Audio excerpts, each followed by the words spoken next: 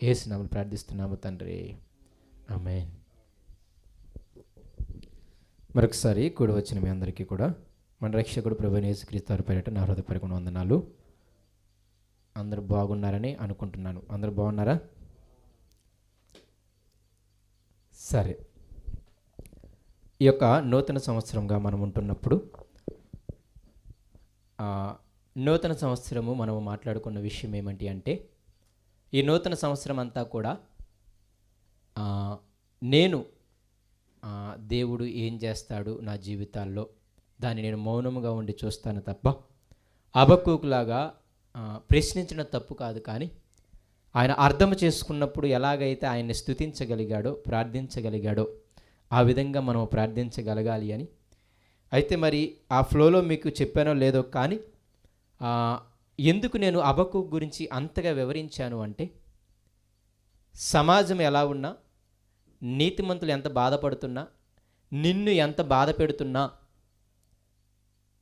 వేషధారుల యొక్క విశ్వాసము లేకపోతే నామకార్థ భక్తుల యొక్క భక్తి నిజమైన భక్తిని ఇబ్బంది పెడుతున్నా, నిందల పాలు చేస్తున్నా, లేకపోతే నువ్వు నీతిమంతుడిగా ఉండి నీ చుట్టుపక్కల వారు నిన్ను ఇబ్బంది పెడుతున్నా, దేవుడు అనే మాట ఏంటి అంటే, నేనంతా చూచుచున్నవాడను, నేను చూడలేని రాయినేమి కాదు,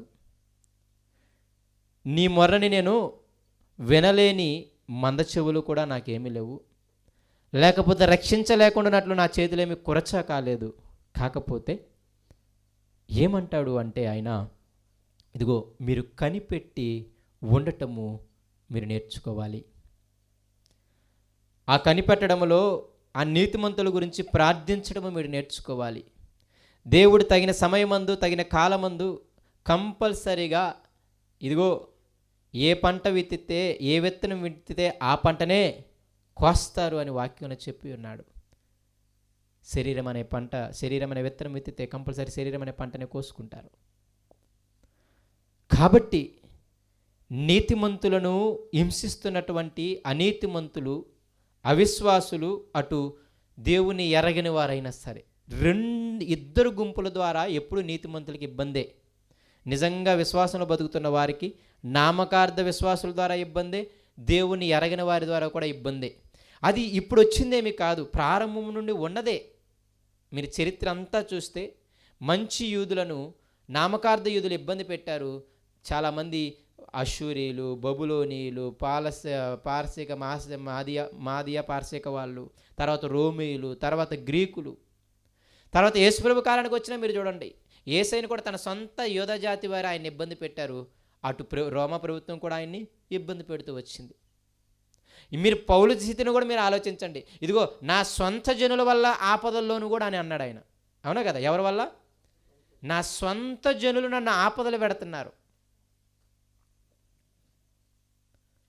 కాబట్టి ఇదంతా అంటే నీతిమంతులుగా ఉన్నవారిని ఇదిగో అనీతిమంతులుగా ఉన్నవారు బాధించటం అనేది చాలా కాలం నుండి జరుగుతున్నదే, అది ప్రారంభం నుండి ఉన్నదే. అందుకే ఆ యొక్క సొదొమ గొమొర్రా పట్టణాల పనితీరుని చూసినప్పుడు లోతు దినదినం ఏం చేశాడంటే తన నీతిగల హృదయాన్ని నొప్పించుకుంటూ వచ్చాడు. అవునా కదా? పేతురుపత్రికలో మాట చాలా చక్కగా రాస్తాడు. ఏం చేశాడంట లోతు?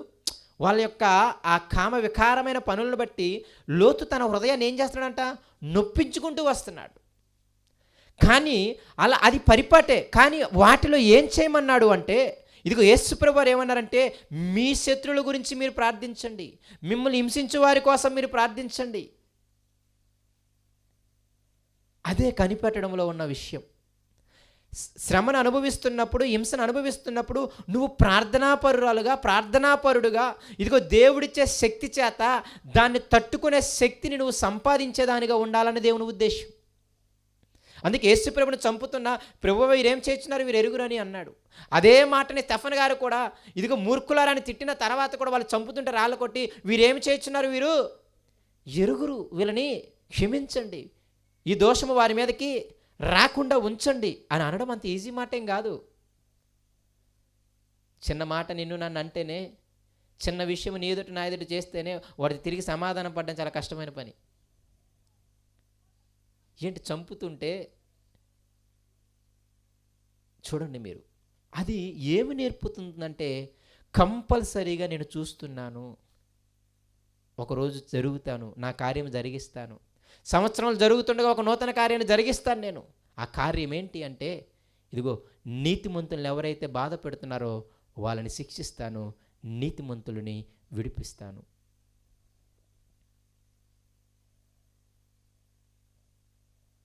అదే ఆయన చెబుతున్నాడు అక్కడ, ఆ నీతిమంతులను నేను విడిపిస్తాను, అనీతిమంతులను నేను శిక్షిస్తాను. బబులోనులను విడిచిపెట్టను, మేము ఆ నామకార్థ విశ్వాసులను యూదులను విడిచిపెట్టను, వాళ్ళని కష్టపెట్టినటువంటి ఆ బబులోనులను ఇద్దరిని విడిచిపెట్టను, ఇద్దరికి కూడా నేను శిక్షిస్తాను. 70 సంవత్సరాలు యూదులు వెళ్ళిపోతారు, పిల్లలు ముసలివాళ్ళు అందరినీ కత్తివాత పడతారు. ఆ బబులోనీయుడు వచ్చి అసలు ఎంత బాగా యెరూషలేము దేవాలయంలో తన ప్రతిమను పెట్టుకొని ఎంత విచ్ఛిన్నం చేస్తాడంటే, అందరిని చంపేసి బలము కలిగిన యవనస్తులందరినీ బానిసలుగా ఎత్తుకెళ్ళిపోయి ముసలా ముతక వాళ్ళందరినీ ఆ ఊర్లోనే విడిచిపెట్టి, అసలు మీరు చూస్తే ఆ ప్రాకారాలు ఉండవు, ఆ ప్రాకారాలు ఇరిగిపోయి ఉంటాయి, అసలు ఆ చుట్టూ పట్టణం ప్రాకారం ఉండదు, మందిరం ఉండదు, ఏమీ ఉండవు, మొత్తం కాల్చి దహనం చేసి వెళ్ళిపోతాడు బబులోనీయులు.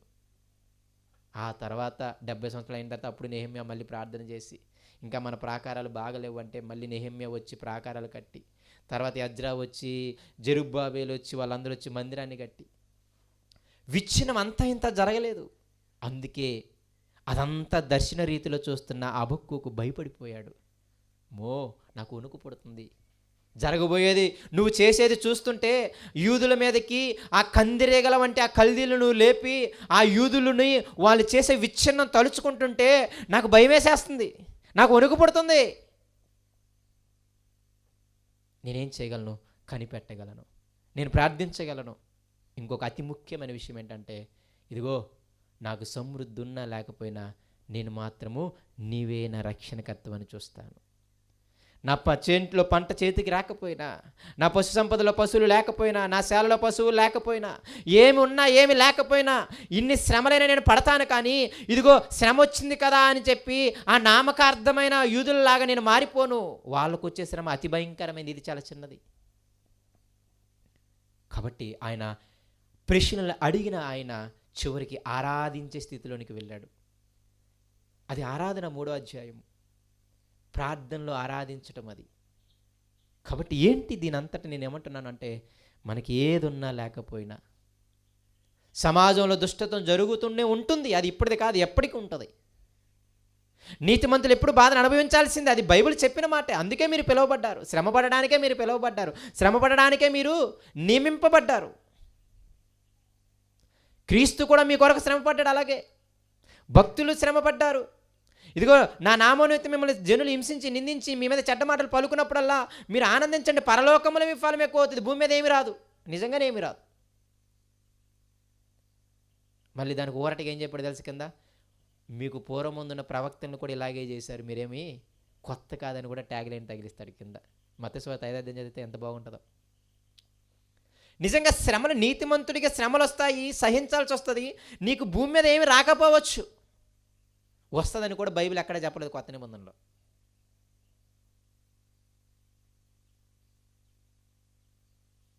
కాబట్టి పరలోకంలో మాత్రం ఫలం అధికమైపోతూ ఉంటుంది. ఇంకొక విషయం ఏంటంటే, ఇదేదో నీకు ఒక్కడికే శ్రమ కాదు, పూర్వం ముందున్న ప్రవక్తను కూడా అలాగే హింసించారు అని కూడా ఆయన ఆదరణిస్తాడు. కాబట్టి దేవుడు చూస్తున్నవాడు, దేవుడు సర్వం ఎరిగినవాడు, దేవుడు నీవు నేను అనుకున్నట్టుగా పనిచేయడు. ఆయన అన్యాయం చేయటం అసంభవము. ఆయన ఏది చేసినా నిజమే. అది మరణానికి అప్పగించినా, అది చెడుతనానికి అప్పగించినా, లేకపోతే ఇంకోటి ఏం జరుగుతున్నా, సమాజంలో ఏం జరుగుతున్నా దేవుణ్ణి నిందించటానికి మనం సరిపోము. మనుషులు ఎంత మృగము కలిగిన వారో వాళ్ళకి అర్థమవ్వాలి. ఏంటంట, మనుషులు ఎంత మృగము వంటి స్వభావము కలిగిన వారు అర్థమవ్వాలి అంటే అలా వదిలేయాలి, తప్పదు. లేకపోతే ఏమంటారు తెలుసా, నువ్వు కానీ మమ్మల్ని శిక్షించకపోతే మేము కూడా బాగానే బతికేవాళ్ళం అని వేస్తారు తర్వాత. అవునా కదా? ఏమంటారు తెలుసా నిజంగా, నువ్వు శిక్షించకపోయినా మేము బాగానే మారేవాళ్ళంలే, నువ్వు మమ్మల్ని కొట్టకపోయినా ఇలాగే మంచిగా ఉండేవారంలే అనేస్తారు మళ్ళీ తర్వాత మనుషులు. అలాంటి మనుషులు మనం. నిజంగా శిక్షించకుండా మారతారని దేవుడికి తెలుసుంటే అసలు శిక్షించాల్సిన అవసరం ఆయనకు కూడా లేదు. అవునా కదా? అది మన భ్రమ. మన ఏదో దాటేయడానికి, మనం ఏదో పెద్ద నీతిమంతులు అనిపించుకోవడానికే తప్ప నిజంగా శిక్షించకుండా మనకి బుద్ధి కలుగుతుంది అనుకుంటే దేవుడు కంపల్సరీ శిక్షించకుండానే ఉండేవాడు. శిక్షించడం వల్లే నీకు గుణం పుడుతుంది, శిక్షించడం వల్లే నీ హృదయంలో బుద్ధి వస్తుంది, శిక్షించడం వల్లే మళ్ళీ ఆ పాపం గుండా వెళితామో ఇంత పెద్ద బాధ ఎవడు అనుభవిస్తాడు? ఉండే ఆ క్షణిక ఆవేశానికి లేకపోతే ఒక 10 రోజుల ఆనందం కోసం ఇంత బాధ ఎవడబడతాడు అని భయము వచ్చి హృదయములో గుణము పుట్టి దెబ్బకు మానేస్తాం. అది దేవుని యొక్క ఉద్దేశం. కాబట్టి దేవుణ్ణి గుడ్డిగా నమ్మండి. మీ ఉద్దేశాల్లో ఆయన ఉద్దేశాలు వేరు, కానీ ఒకటి చెప్తున్నాడు, అది ఖచ్చితంగా జరుగుతుంది, అది కంపల్సరీగా జరుగుద్ది. అది ఆలస్యం అవ్వచ్చు కానీ కంపల్సరీగా జరుగుతుంది. నువ్వు మాత్రం కనిపెట్టుకుని ఉండు, ప్రార్థిస్తూ ఉండు, తట్టుకునే శక్తిని ఇవ్వమని దేవుని అడుగుతూ ఉండు. అయ్యా అటువంటి మంచి నీతిమంతుల్ని కొంచెం విడిపించడానికి సహాయం చెయ్యి అని అడుగుతూ ఉండు. నీకు ఉన్నా లేకపోయినా ఎల్లప్పుడూ దేవుణ్ణే స్తుతిస్తూ ఆయనలో ఎదగటం అన్నది ఆ యొక్క ఉద్దేశం. అందుకే పౌలు కూడా మీకు చెప్పాను, అదే అన్నాడు ఆయన కూడా, మరణమైన, హింస అయినా, కరువు అయినా, ఏదైనా క్రీస్తు నుండి నన్ను ఎడబాపదు. హబక్కూకి మిక్సీలేసి మోడర్న్ మాట అని చెప్పాడు అంతే. అవునా, అర్థమా? అంతేను కదా. హబక్కూకు పశుశాల, ఆయన ఆ కాలంలో పశువులు సంపద ఇవన్నీ ఉండేవి కాబట్టి అవి ఉన్నా లేకపోయినా నిన్ను ఆరాధిస్తాము అన్నాడు. ఇప్పుడు ఏమన్నాడు అంటే బాగా మరణాలు, కొట్టడాలు, తిట్టడాలు వస్తున్నాయి కాబట్టి, కరువులు వస్తున్నాయి కాబట్టి పౌలు అదే మాటని మోడర్న్కి తగ్గట్టు చెప్పాడు అంతే. కానీ విషయం ఏంటి అంటే దేవుడు చూచువాడు, ఆయన కంపల్సరీగా అందరిని చూస్తున్నాడు. ఆయన దుష్టత్వాన్ని చూస్తున్నాడు, నీతితత్వాన్ని చూస్తున్నాడు. దుష్టత్వాన్ని కంపల్సరీగా శిక్షిస్తాడు, నీతితత్వాన్ని కంపల్సరీగా హెచ్చిస్తాడు, కాపాడుతాడు. అది నీకు భూమి మీద కనపడకపోవచ్చు, కానీ పరలోకము చనిపోయిన తర్వాత నీకు కనపడుతుంది. యేసయ్య రెండో రాకడలో వచ్చినప్పుడు కనపడుతుంది. లేదు భూమి మీదే చాలామంది అనీతిమంతుని దేవుడు శిక్షించడం కూడా నువ్వు చూస్తావు. నీతిమంతుని వాళ్ళ కళ్ళ ముందే పైకి లేపడం కూడా నేను చూస్తాం. చూడకుండా అయితే ఉండం. కాబట్టి అది ఏమున్నా ఏం లేకపోయినా నా నీతిని, నా భక్తిని నేను మాత్రం విడిచిపెట్టను. అన్ని వేళలా నిన్ను స్తుతిస్తూనే ఉంటాను, నిన్ను ఆరాధిస్తూనే ఉంటాను. నీవు అన్యాయం చేసావని మాత్రం నేను అనను అని నేను ఒక నూతన తీర్మానాన్ని తీసుకోవాలని మాత్రమే అది చెప్పి ఉన్నాను. భయం ఉండాలి. మన నామకార్థంగా వేషధారణంగా బతికితే దేవుడు ఊరుకోడు అని, నీతిగా బతికితే ఒకరోజు కాపాడుతాడని ఒక నిరీక్షణ ఉండాలి, ఒక ఆనందం ఉండాలి, ఒక సంతోషం ఉండాలి. అదే అక్కడ అన్నమాట. సంవత్సరంలో జరుగుతుండగా నీ కార్యమును నాకు చూపించుము. ఆ కార్యములో శిక్ష ఉంది, ఆ కార్యములో నిరీక్షణ ఉంది, ఆ కార్యంలో బాధ ఉంది, ఆ కార్యంలో సంతోషము ఉంది. అనీతిమంతులకి బాధ, నీతిమంతులకి ఆదరణ. కాబట్టి ఆ విధంగా మనము తీర్మానం తీసుకున్నామని నేను నమ్ముచూ ఉన్నాను. అయితే ఇంకొక మాటని మనం ఆలోచన చేద్దాం. వాగ్దానాల గురించి మనం మాట్లాడినప్పుడు అంతకుముందు వారము ఒక 3 విషయాలు నేను చెప్పాను. ఏమైనా చెప్తారా? వాగ్దానాలు ఎందుకు ఇచ్చాడు దేవుడు వాగ్దానాలు అని అడిగితే, వాగ్దానం దేవుడు ఎందుకు ఇస్తున్నాడు మనకి? ఇది చాలా ప్రమాదకరమైనది. వాగ్దానాలను దేవుడు ఎందుకు ఇస్తున్నాడు? అంతకుముందు వారమే చెప్పినట్టున్నా నేను. వాటి ప్రకారం అది బైబిల్ ఆన్సర్ మాత్రం ఎవరు చెప్పరు. డైరెక్ట్గా రాసిన మాట చూపించా మీకు, వాగ్దానాలు దేవుడు ఎందుకు ఇస్తున్నాడు అని. కరెక్ట్గా వాగ్దానాలు ఇచ్చే ముందు మెసేజ్ అదే నేను చెప్పింది.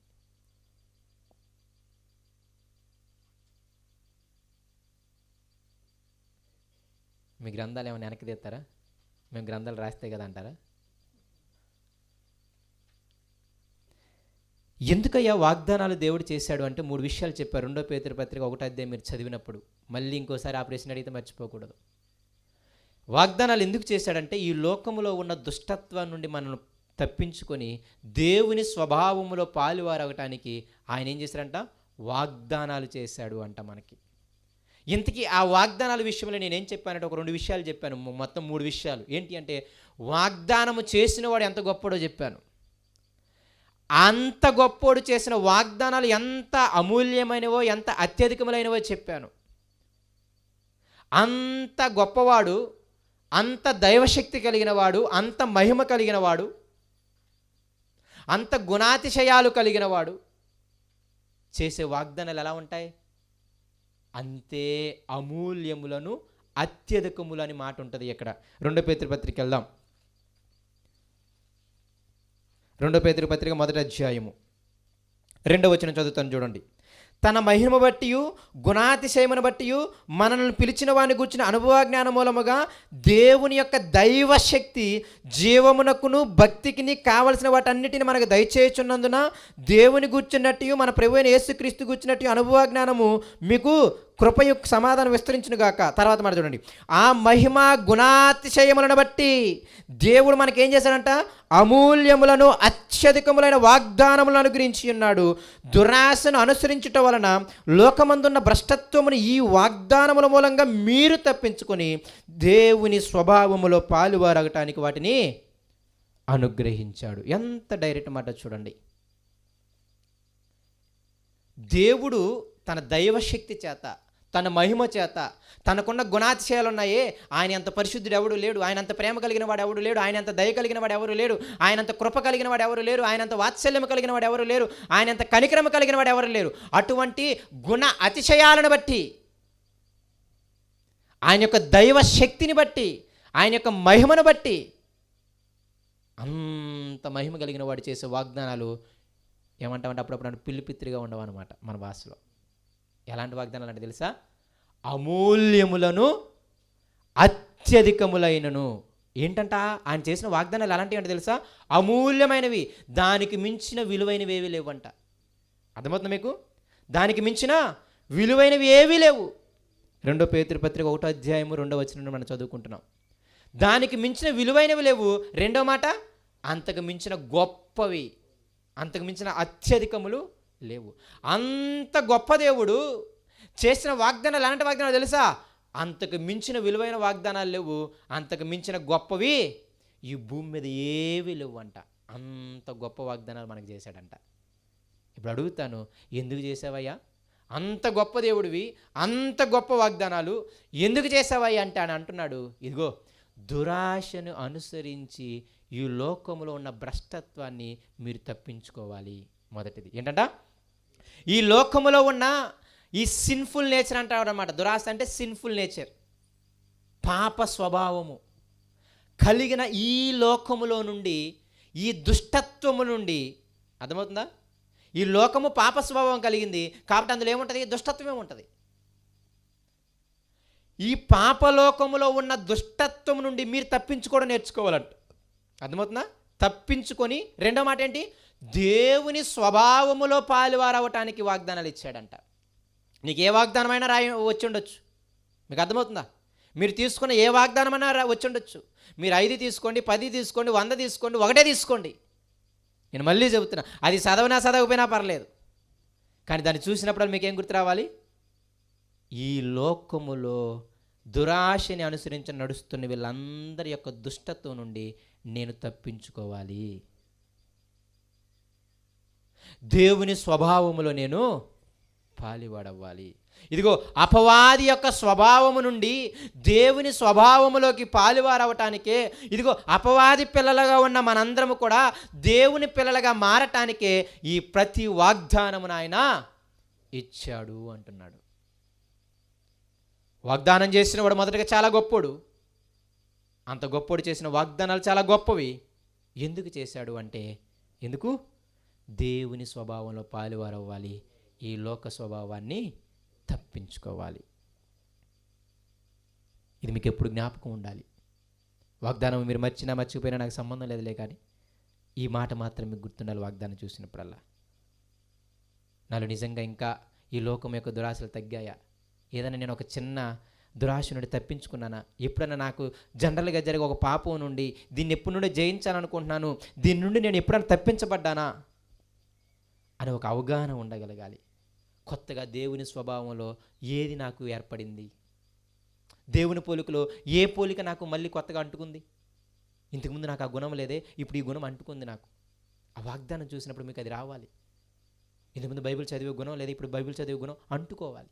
ప్రార్థన చేసే గుణం లేదు, ప్రార్థన చేసే గుణం అంటుకోవాలి. పరిచర్య చేసే గుణం లేదు, పరిచర్య చేసే గుణం అంటుకోవాలి. ఇలాగా ఏ దేవుని స్వభావంలో నీవు పాలుపడవు అన్నది చూసుకోవాలి. అయితే ఇప్పుడు మీకు ప్రశ్న, ఎలాగూ దేవుని స్వభావంలో పాలువారవుతాం. అర్థమవుతుంది కదా మీకు?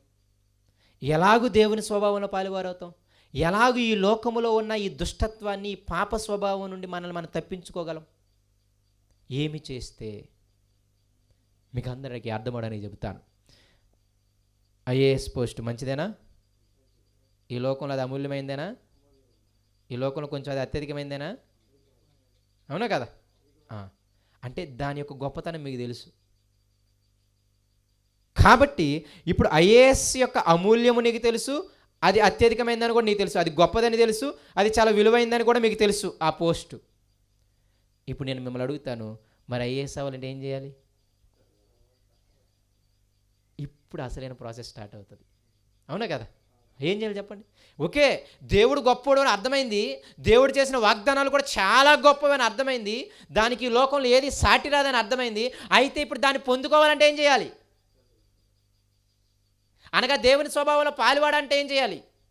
అనగా ఈ దుష్టత్వాన్ని తప్పించుకోవాలంటే ఏం చేయాలి? ఐఏఎస్ చదవాలంటే ఏం చేయాలి? ముందు 1వ తరగతి చదివి ఉండాలి, తర్వాత 7వ తరగతి చదివి ఉండాలి, తర్వాత 10వ తరగతి పాస్ అయి ఉండాలి, తర్వాత ఇంటర్మీడియట్ పాస్ అయి ఉండాలి, తర్వాత డిగ్రీ పాస్ అయి ఉండాలి. డిగ్రీ పాస్ అయిన తర్వాత చేతులు అట్టుకొని ఇప్పుడు ఏం చేయాలి? సివిల్స్కి ప్రిపేర్ అవ్వాలి.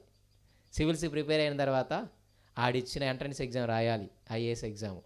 అందులో మార్కులు రావాలి, పాస్ అవ్వాలి, మళ్ళీ ఇంటర్వ్యూ ఫేస్ చేయాలి. ఓ 10 మంది కూర్చొని 4 క్వశ్చన్లు అడిగితే అందరికీ తెలివిగా సమాధానం చెప్పాలి. అప్పుడేమొస్తుంది నీకు? అమూల్యమును అత్యధికమైన ఐఏఎస్ పదవి వస్తుంది. అవునా కదా? ఫ్రీగా ఎవరైనా ఎత్తున్నారు ఐఏఎస్ పదవి? చూడండి ఎన్ని మెట్టు లెక్కలు చూడండి. మొదటి మెట్టు 10వ తరగతి అనుకోవచ్చు, 2వ మెట్టు ఇంటర్మీడియట్ అనుకోవచ్చు, 3వ మెట్టు డిగ్రీ అనుకోవచ్చు. డిగ్రీ చదివి ఉన్నా ఏం ఉపయోగం లేదు, మళ్ళీ సివిల్స్ చదవాలి, కష్టపడి చదవాలి. మా ఓడు ఇప్పటికీ కూర్చొని చదువుతున్న ఇప్పటికీ రావట్లేదు ఆ పదవి. ఇక ఉన్నదంతా ఆ కోర్టులో జాబులు చచ్చిపోతున్నాడు. ఇక ఏం చేస్తాడు చెప్పు? ఆ రోజుకి 12 గంటలు 14 గంటలు చదివేవాడు. ఆ కూర్చొని చదవడం వల్ల ఆరోగ్యం కూడా పాడైపోయింది. తెలుసు, చక్కగా కోర్టులో జాబు, ఒక 42,000 శాలరీ అవుతుంది, ఉండిపోవచ్చుగా. ఉండరు. ఏం కావాలి? ఐఏఎస్ అవ్వాలి. అంటే ఏంటి ఇక్కడ విషయం? దాని గొప్పతనం తెలుసు, దాని యొక్క విలువ తెలుసు, దానికి ఉన్న పవర్ తెలుసు. అవునా కదా? కాబట్టి ఉన్నదంతా సంతృప్తి పడట్లేదు. బయటోడికి చూస్తే నీలాగా 4 కంపెనీకి వెళ్ళి 10,000 సంపాదించేవాడికి, ఓరి అబ్బా చక్కగా గవర్నమెంట్ జాబ్ వచ్చింది, 42,000 శుభ్రంగా సంపాదిస్తున్నావు, మళ్ళీ శనివారం సెలవు అంట, ఆదివారం సెలవు అంట, ఇక ఏంట్రా నీకు పోయే కాలం అని అంటావా లేదా? అదనమాట. ఎందుకు ఈ మాట చెబుతున్నాను అంటే, దేవుడు అత్యున్నతమైన వాడే, ఆయన అత్యధికమైన అమూల్యమైన వాగ్దానాలు చేసిన వాడే. మళ్ళీ చెప్తున్నా, దానికి సాటైంది ఏది లేదు భూమి మీద. కానీ వాటిని పొందుకోవాలి అంటే, ఆ వాగ్దానాలు పొందుకోవడం అంటే అర్థం ఏంటి? దేవుని స్వభావంలో పాలువారవటం అంటే అర్థం ఏంటి? ఈ లోకంలో ఉన్న దుష్టత్వాన్ని తప్పించుకోవడం. 3 ఒకటే. వాగ్దానాన్ని పొందుకోవడం అన్నా, దేవుని స్వభావంలో పాలువారవ్వాలన్నా, ఇదిగో దుష్టత్వాన్ని తప్పించుకోవాలన్నా. మీకు ఇంకా అర్థం అవ్వాలంటే, వాగ్దానం విలువైందని తెలిసింది కదా, అది పొందుకోవాలంటే దేవుని స్వభావంలో పాలువారవ్వాలి, దుష్టత్వాన్ని తప్పించుకోవాలి. ఇప్పుడు దేవుని స్వభావంలో పాలువారవ్వాలంటే ఏం చేయాలి? దుష్టత్వాన్ని తప్పించుకోవాలంటే ఏం చేయాలి? అది ప్రశ్న.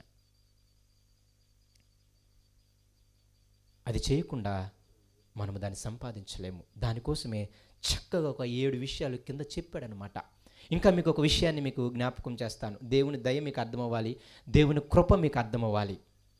ఏంటి అంటే, మనలందరినీ దేవుడు పిలుచుకున్నాడు, దేవుడే ఏర్పరచుకున్నాడు. పిలవడం, ఏర్పరచడం అంటే అర్థాలు మీకు తెలియాలి.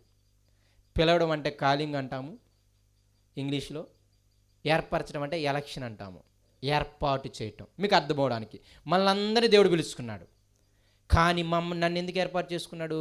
వాక్యం చెప్పటానికి. అర్థమవుతుందా? అందరం పిలువబడిన వాళ్ళమే దేవునితో, కానీ నన్ను ఏర్పాటు చేసుకున్నాడు దేవుడు. ఎలాగూ? వాక్యము చెప్పటానికి. ఇదిగో కొందరిని మిమ్మల్ని ఏర్పాటు చేసుకున్నాడు పరిచర్య చేయడానికి, కొందరిని మ్యూజిక్ వాయించడానికి, కొందరిని మంచిగా ధనవంతులుగా ఉన్నప్పుడు ఏర్పాటు చేసుకున్నాడు సువార్తను అందించడానికి. అవునా కదా? ఇదిగో సంఘ పెద్దలని మనం ఏర్పాటు చేసుకుంటాం, పరిచర్యని మనము అప్పగిస్తాం. అంటే వాళ్ళకి ఒక పర్టికులర్ టాస్క్ ఇవ్వడం అనమాట. అందరము పిలువబడిన వాళ్ళమే, అందరము కూడా ఏర్పాటు చేయబడిన వాళ్ళమే. అంటే దేవుడే మనల్ని ఏం చేశాడు? ఏర్పరుచుకున్నాడు. ఈ విషయం మీకు బాగా జ్ఞాపకం ఉండాలి. ఈ 2 మాటలు మీకు జ్ఞాపకం లేకపోతే కష్టం. పిలుచుకున్న దేవుడు వాగ్దానం చేశాడు, అనగా ఆశీర్వదించాడు. ఎందుకు అంటే ఏర్పాటు చేయడానికి. పిలుచుకున్న దేవుడు ఏర్పాటు చేసుకున్నాడు, ఎందుకంటే ఆశీర్వదించడానికి, వాగ్దానం చేయడానికి. ఇందులో నీ క్రియలు నా క్రియలు ఏమి లేవు. మీకు అర్థమవడానికి 2 ఉదాహరణలు చెబుతాను. యేసుప్రభు ఎంత మంచిగా ఒక మంచి మాట చెప్తాడు చూడండి. యోహాను సువార్త 15వ అధ్యాయము. యోహాను సువార్త 15వ అధ్యాయము 16వ వచనము. యోహాను సువార్త 15వ అధ్యాయం 16వ వచనము. మీరు నన్ను ఏర్పరచుకొనలేదు. ఇంతకీ మీరంటే ఎవరు? శిష్యులు. ఇక సినిమా అయిపోయిందన్నమాట. నేను వెళ్ళిపోతున్నాను, అర్థమవుతుందా? నేను వచ్చిన కాలం అయిపోయింది, నేను వెళ్ళిపోతున్నాను, మీరేం భయపడమాకండి, నాలాంటి ఆదరణకర్త ఇంకొక ఆయన వస్తాడు, ఆయన మిమ్మల్ని సర్వశక్తులకు పంపిస్తాడు, కాబట్టి మీరు భయపడమాకండి, ఓకేనా? ఆయన వచ్చినప్పుడు లోకాన్ని పాపం గురించి, తీర్పు గురించి, నీతిని గురించి ఒప్పింపజేస్తాడు, ఆయన మిమ్మల్ని సర్వశక్తుల్లోకి నడిపిస్తాడు అని మొత్తం చెప్పుకుంటూ వస్తున్నాడు 14వ అధ్యాయం నుండి. 14వ అధ్యాయం నుండి 16వ అధ్యాయము 17వ అధ్యాయం అంతా కూడా శిష్యులకి సిద్ధపరచడం అన్నమాట. అలా సిద్ధపరుస్తూ ఏమంటున్నాడు తెలుసా? మీరు ఒక విషయం గుర్తుపెట్టుకోవాలి అపోస్తులారా, మీరు ఒక విషయం గుర్తుపెట్టుకోవాలి శిష్యులారా. ఏం గుర్తుపెట్టుకోవాలి తెలుసా? మీరు ఏం చేశారు? నన్ను ఏర్పరచుకొనలేదు, మీరు నన్ను పిలవలేదు, మీరు నన్ను ఏర్పరచుకొనలేదు. మరి ఎవరు ఏర్పరచుకున్నారు? ఎవరు మిమ్మల్ని పిలుచుకున్నారు? కింద చెబుతున్నాడు చూడండి. మీరు నా పేరట తండ్రిని ఏమి అడుగుదరో అది తండ్రి మీకు అనుగ్రహించినట్లు మీరు వెళ్ళి ఫలించుటకును మీ ఫలము నిలిచిండుటకును నేను, అనగా యేసుప్రభు వారు, మిమ్మును అనగా అపోస్తులను ఏర్పరచుకొని పిలిచి నియమించాను అంటున్నాడు. ఈ మాట యొక్క అర్థం ఏంటో చాలా జాగ్రత్త చూడండి. అపోస్తులారా, శిష్యులారా, ఆ టయానికే వాళ్ళకి ఏం చేశాడు తెలుసా? అందరిని పిలుచుకున్నాడు. పిలుచుకున్న తర్వాత అందరిని ఏర్పరచుకున్నాడు. దేనికోసం? దెయ్యాలను వెళ్ళగొట్టడానికి, రోగులను స్వస్థపరచడానికి. వాళ్ళందరికీ పని ఇచ్చేశారు. అర్థమవుతుందా మీకు? ఏర్పరచడం అంటే పని ఇవ్వటం. ఎలక్షన్స్ జరుగుతాయి కదా, ఎలక్షన్స్ జరిగితే ఏం చేస్తాం మనం? ఒకరిని ఎలక్ట్ చేసుకుంటాం. ఎంపీ గారినో, ఎమ్మెల్యే గారినో, సీఎం గారినో మనం ఏం చేసుకుంటాం? ఎలక్షన్స్ పెట్టి ఎన్నుకొని ఏర్పాటు చేసుకొని వాడికి ఒక పని ఇస్తాం. అవునా కదా? అంతేనా కదా? సీఎం గారికి ఒక పని ఉంటుంది, ఎమ్మెల్యే గారికి ఒక పని ఉంటుంది, ఎంపీల గారికి ఒక పని ఉంటుంది, ఇదిగో జలశాఖ వారికి ఒక పని ఉంటుంది, ఎడ్యుకేషన్ శాఖ వారికి ఒక పని ఉంటుంది, పర్యాటక శాఖ వారికి ఒక పని ఉంటుంది. ఇదంతా ఎలాగూ ఎన్నుకున్నాం, ఏర్పరచుకున్నాం. ఏర్పరచడం అంటే పని ఇవ్వటం, ఒక పని కల్పించటం. ఇప్పుడు యేసు ప్రభు చాలా క్లియర్గా చెబుతున్నాడు, మీరు నన్ను పిలవలేదు, మీరు నన్ను ఏర్పాటు చేసుకోలేదు, మిమ్మల్ని నేను పిలిచాను, మిమ్మల్ని నేనే ఏర్పరచుకున్నాను. దీనికి చాలా అంతరార్థం ఉండాలి. అది ఆయన దయ, అది ఆయన కృప. మీకు అర్థమవడానికి చెబుతాను. పేతురు గారు ఏం చేస్తున్నారు? చేపలు పడుతున్నారు. పేతురు, అయ్యా చేపలు పడట్లేదు, నాకు ఎవరన్నా ఒక మంచి దేవుని సహాయాన్ని పంపించు, దేవా నువ్వు వచ్చి నాకు సహాయం చేయి అని ఏమైనా ప్రార్థన చేశాడా? దేవుని ఏమైనా పిలిచాడా? ఎవరు వచ్చారు? యేసయ్య వచ్చి ఏమన్నాడు? అడు వలయ్య అన్నాడు. తర్వాత ఏమన్నాడు? నువ్వు వచ్చేయి. పేతురు గారు యేసయ్యని పిలిచాడా? పేతురు గారు ఏమైనా యేసయ్యని నాకు దేవుడికి ఏర్పాటు చేసుకున్నాడా? ఎవరెవరిని పిలుచుకున్నారు? యేసు ప్రభు వారు పేతురుని పిలిచాడు, ఆయన ఏర్పాటు చేసుకున్నాడు మనుషులు పట్టు జాలరిగా. ఇక మీరు 12 మంది శిష్యులను చూడండి. ఆయనే తనంతట తానే అందరిని పిలుచుకున్నాడు. అవునా కదా? ఎవ్వరు కూడా ఆయన్ని నాకు దేవుడు కావాలని ఏర్పరచుకోలేదు. అది దేవుడి తత్వము. ఇది ప్రారంభం ఉన్నది, విచిత్రమేమి కాదు. ఇప్పుడు మీ అందరికీ చెబుతాను. ప్రారంభ చరిత్రకి వెళ్ళండి, 2 అధ్యాయాలు, అంతా మంచిగా ఉంది. ఆదికాండం 2 అధ్యాయాలు ఎలా ఉంటుంది? చూసిందల్లా మంచిగా ఉంది. 3వ అధ్యాయం నుండి మొదలైంది. మొదటిది అవిధేయత, మాటకి లోబడిన తత్వము. 2వది హత్య, తమ్మున్నే అన్న చంపేయడం. 3వది నోవహు కాలంలో ఆ వ్యభిచారము, కాముకత్వము. ఓకేనా? ఇది 4వది ఏం జరిగింది? ఇంకా నగ్నత్వము. నోవాహుని వాళ్ళ అబ్బాయి చూడటమా, లేకపోతే లోతుని వాళ్ళ అబ్బాయి చూడటమా? ఓకేనా? నగ్నత్వం ఒకటి జరుగుతుంది. మధ్యలో లోతు మద్యం తాగటం, మద్యపానం జరుగుతుంది. మొత్తం మీరు చూడండి. దేవుని మాటకి లోబడిన తత్వము, హత్య చేసే స్వభావము, వ్యభిచార స్వభావము, మద్యపు స్వభావము, నగ్నత్వపు స్వభావము, ఇవన్నీ చూసిన తర్వాత మనం ఏమంటాం చెప్పండి? ఇక మనిషిని అనేవాడిని మాత్రం భూమి మీద పుట్టించకూడదు, మొత్తాన్ని తోసేయాలని పడుతుంది. అవునా కదా? అవునా కదా? అసలు వీళ్ళని నేను సృష్టించి చక్కగా వీళ్ళ కోసం ఏదైనా వనం వేసి ఎక్కడ లేని పనులన్నీ పెట్టి ఇదిగో కష్టపడకుండా చక్కగా భూమి ఏం చేస్తుంది? అదే ఫలాలు ఇస్తుంది. వర్షం లేకుండానే పంటలు పండే స్థితి అప్పట్లో. అవునా కదా? వర్షం లేకుండానే పంటలు పండే స్టార్టింగ్లో. ఆ మంచు తడిపి దాన్ని అలాగే లేచిపోయాయి అనమాట. గచ్చపదలు ఉండేవి కాదు, ఏమి ఉండేది. అంత సుకుమారంగా పెంచితే ఇలాంటి పాపాలు చేస్తారా మీరు అని చెప్పి మనం ఏం చేస్తాం? అవకాశం ఇస్తే కత్తిని తీసుకుని మనల్ని అందరూ చంపేస్తాం. కానీ దీనంతటికి భిన్నంగా దేవుని దయ, దేవుని కృప ప్రత్యక్షమయ్యి అబ్రహాము దగ్గరికి వెళ్ళింది. ఎక్కడికి వెళ్ళింది? అబ్రహాము దగ్గరికి వెళ్ళింది. అబ్రహాము, దేవా నిజదేవుడా నాకు ప్రత్యక్షమయ్యని ప్రార్థన చేయలేదు. ఎక్కడ? చక్కగా చంద్రదేవతని చక్కగా పూజించుకుంటూ, ఏ దేవతని?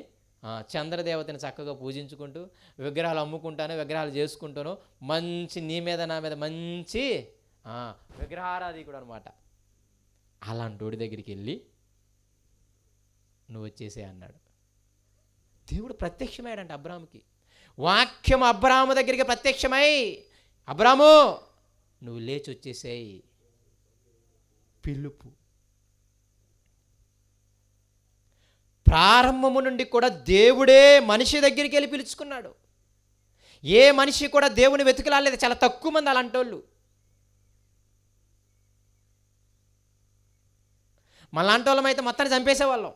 దేవుడు తన కృప, తన దయ, తన వాత్సల్యము, తన సహనము, తన దీర్ఘశాంతము చూపించి మళ్ళీ వీళ్ళందరినీ ఆశీర్వదించాలి, వీళ్ళందరినీ బాగు చేయాలి, వీళ్ళందరినీ తిరిగి నేను కట్టాలి అని చెప్పి అబ్రహాముని పిలుచుకొని అబ్రహాముని ఏర్పరచుకున్నాడు యేసయ్య ఆయన ద్వారా రావటానికి. అబ్రహాముకు వాగ్దానం చేసి ఆశీర్వదించాడు, నీ ద్వారా ఈ సమస్త జనాంగాన్ని నేను రక్షిస్తాను అని.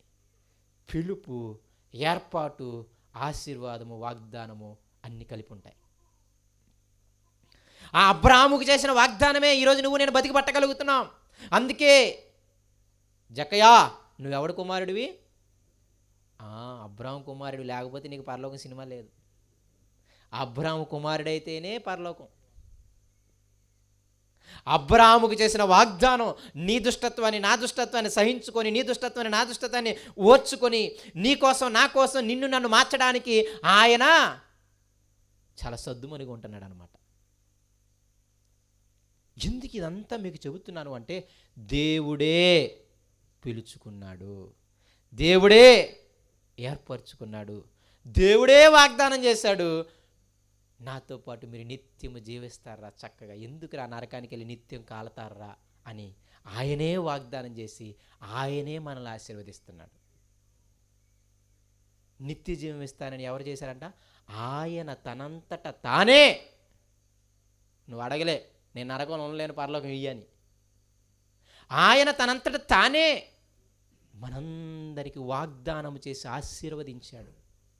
ఆయనే పిలుచుకున్నాడు, ఆయనే ఏర్పరచుకున్నాడు, ఆయనే వాగ్దానం చేశాడు, ఆయనే ఆశీర్వదించాడు. ప్రారంభం నుండి కూడా అదే చరిత్ర. అందుకే యేసయ్య వెళ్ళిపోతూ శిష్యులకు చాలా జాగ్రత్తగా జ్ఞాపకం చేస్తున్నాడు. గుర్తెట్టుకోండి, మీ క్రియలేమీ లేవు. మీ క్రియలు ఏమున్నాయి తెలుసా? మీరు శరీరం చేతను మనసు యొక్క శరీరం యొక్క కోరికలు నెరవేర్చుకుంటూ పాపములతో అపరాధములతో చచ్చడమే మీ క్రియలు. అర్థమవుతుందా? మన శరీరానికి పుట్టిన కోరికని, మనసుకు పుట్టిన కోరికని చక్కగా నెరవేర్చుకుంటూ పాపములు అపరాధాలు చేసుకుంటూ ఆ దుష్టుని యొక్క తత్వాన్ని నెరవేరుస్తూ దేవుని ఉగ్రత పాలవ్వాల్సిన వాళ్ళం మనమంతా. కానీ ఆయన కృప ప్రత్యక్షమై, ఆయన కృప ప్రత్యక్షమై యేసు రూపంలో మీ పాపాలన్నీ తీసేసి మిమ్మల్ని కాపాడింది ఎఫ్సీ సంఘమా. కాబట్టి మీ క్రియలు ఏమి లేవు సంఘమా. ఎవరు? ఆయన కృప మాత్రమే, ఆయన వరము మాత్రమే. ఆయనే పిలుచుకున్నాడు. ఎవడెళ్ళాడు? ఏమని అడిగారేంటి? తెస్సలోనికలు మాకు రండి, దేవా నిజమైన దేవుని కోసం ఒక సువార్తిని పంపించాను వచ్చారా? పౌలే తనంతట తానే వెళ్ళి పిలిచాడే లేదా? ఎంత విడ్డూరమో, ఎంత ఆశ్చర్యమో, వెనక దేవుడు ఎంత గొప్ప మనసు అర్థం అవ్వాలి మీకు. పౌలు ద్వారా దేవుడు ఆ హృదయ భారణ పెట్టి ప్రతి ఊరు ప్రతి పట్టణానికి వెళ్ళి ఏం చేశాడు? రండి దేవుని దగ్గరికి, రండి దేవుని దగ్గరికి అని, బాగుపడండి బాగుపడండి అని ఎవరు అడిగారు? యేసయ్య అడిగాడు, శిష్యులు అడిగారు, అపోస్తులు అడిగారు. అవునా కదా? మమ్మల్ని బాగుపరచమని అడిగిన నాదురు కూడా లేడు ఒక్కడు కూడా. బాగుపడడం అంటే ఏంటో కూడా తెలియదు వాళ్ళకి. ఒక విధంగా చూస్తే యేసయ్య ప్రతి పట్టణానికి వెళ్ళి ప్రతి గ్రామానికి వెళ్ళి, రే పరలోక రాజ్యం సమీపించిందిరా, చక్కగా సుఖంగా ఉంటారా అక్కడ, ఎందుకురా మీరు నరకానికి వెళ్తారా అని చక్కగా ప్రేమతో పిలిచాడు.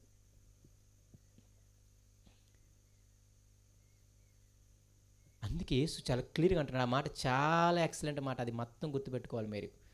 ఆ యోహాను సువార్త 15:16 మీరు నన్ను ఏర్పరచుకోలేదు, మీరు నన్ను పిలుచుకోలేదు, నేనే మిమ్మల్ని ఏర్పరచుకున్నాను, నేనే మిమ్మల్ని పిలుచుకున్నాను. మిమ్మల్ని పిలిచి జాలర పట్టేవాడిని, ఇదిగో నిజంగా చేపలు పట్టేవాడిని, హీనంగా చూసేవాడిని, విద్య లేదని పామరులుగా చూసే మిమ్మల్ని ఈరోజు మీరు వస్తుంటే ఇదిగో శతాధిపతులు కూడా కాళ్ళ మీద పడి అయ్యా మాకు వాక్యం చెప్పు అని అంటున్నారే, ఎవడిచ్చాడు ఈ ఏర్పాటు, ఈ ధన్యత? పేతురికి జ్ఞాపకం వచ్చేస్తుంటుంది. కొన్నేళ్ళు పాల మీద పడ్డప్పుడు అర్థమైపోయి ఉంటుంది ఆయనకి, అమ్మని అమ్మ చేపలు పట్టుకొని ఎవడు నన్ను పట్టించుకునేవాడు కాదు, అలాంటిది రోమా సైనికుడు 100 మంది శతాధిపతి, ఆయన వచ్చి నా పాదాల మీద పడి నీ కోసం ఎదురు చూస్తున్నాను, నా జనాంగంతా ఏర్పరిచాను, నీ ద్వారా దేవుడు చెప్పే మాటల కోసం వీళ్ళందరిని సిద్ధపరిచానని అడగడం ఏంటి? ఇప్పుడు ఆలోచించారా? ఏర్పరచుకున్నాడు యేసయ్య. సమస్త యూదులకి నీవే మార్గం. పిలుచుకున్నవాడు ఏర్పరిచాడు, పని అప్పగించాడు. యూదులకు నువ్వే రక్షణ. పేతురు పిలుచుకున్న పౌలుని ఏర్పరచుకున్నాడు, అన్ని జనులకు నీవే రక్షణ. ఏర్పాటు, పిలుపు, అందులోనే వాగ్దానం, అందులోనే ఆశీర్వాదం. ఆ వాగ్దానం ఆ ఆశీర్వాదం కోసమే పిలవడం, ఏర్పాటు చేయటం. అందుకే చాలా ఈ చిన్న విషయం మర్చిపోతే మనకి చాలా గర్వం వస్తుంది. యేసయ్యే తన కృపచేత పిలిచాడు, దేవుడే తన కృపచేత మనల్ని పిలుచుకున్నాడు, మనదేమీ లేదు. అది జ్ఞాపకం పెట్టుకోవాలి. అయితే ప్రశ్న, ఎందుకు పిలుచుకున్నావయ్యా, ఎందుకు ఏర్పరుచుకున్నావయ్యా? అది కూడా నొక్కి చెబుతున్నాడు వాళ్ళకి. ఎవరికి? శిష్యులకి.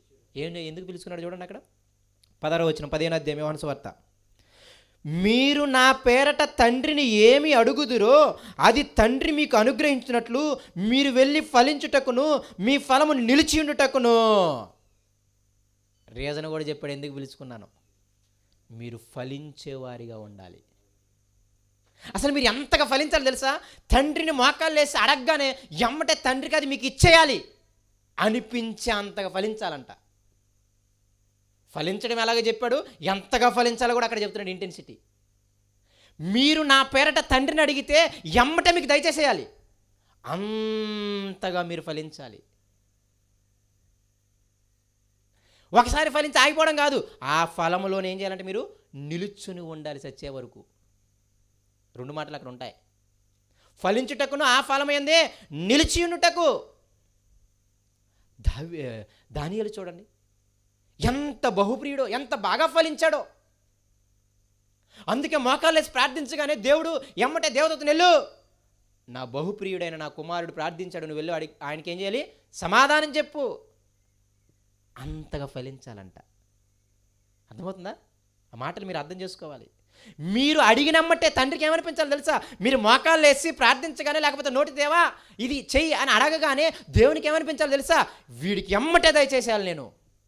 అంతగా ఫలించాలంట. అంతగా ఆ ఫలములు మీరేం చేయాలి, నిలిచి ఉండాలంట. ఇంతకు ఫలించడం అంటే ఏంటి? పైన చెప్పేశాడు పోలిక, నేను ద్రాక్షవల్లి, మీరు తీగలు, నాలో మీరు ఫలించాలి, ఫలించకపోతే ఏం చేస్తాను, పీకేస్తాను అన్నాడు. ఫలించడం అంటే ఏంటి? ఆయన స్వభావాన్ని కలిగి ఉండటం, అంతేనే కదా. అబద్ధ బోధకులు ఎలా గుర్తుపడతారు మీరు? ఫలాలు, అవునా కదా. ప్రభువా ప్రభువా అని పిలిచేది దాన్ని బట్టి మనం వాడు మంచోడని అన్నాం, అవునా కదా. ఈరోజు అందరూ ఎలాంటి వాళ్ళం అయిపోయామంటే ఆకులన్నీ సేమ్ ఉండేసరికి ఇది కూడా జాంకాయ చెట్టు, ఇది కూడా జాంకాయ చెట్టు, ఇది కూడా జాంకాయ చెట్టు అనుకుంటున్నాం. ఒక సంవత్సరం అయిపోయిన తర్వాత దానికి ఏదో పనికిరాని పండు వచ్చింది. ఊరినని ఎంత మోసపోయాం, ఇదంతా జాంకాయ ఆకులాగే ఉంది కానీ ఇది మాత్రం జాంకాయ చెట్టు కాదు రోయ్, జాంకాయ అనుకుని తినేసి పోయేవాళ్ళం ఈ పాటికి, అవునా కదా. ఈరోజు మనందరము ఆకులను చూసేసి ఇవి చెట్లు అని వేసుకుంటున్నాం. తెల్లబట్టలు వేసేయగానే అందరము దేవుని సేవకులు అనుకుంటున్నాం, స్వస్థతలు చేయగానే అందరము దేవుని సేవకులు అనుకుంటున్నాం. అరే మనందరం ఆకులను చూస్తున్నాం, కానీ ఒకరోజు మోసపోతారు. ఆకులను చూస్తే ఆ చెట్టు ఫలం వచ్చే వరకు వెయిట్ చేయాలి. ఆ ఫలాన్ని బట్టి ఇది జాంకాయ చెట్టు రోయ్, ఇది మామిడికాయ చెట్టు రోయ్, అవునా కదా. అలాంటివి ఉన్నాయా లేవా?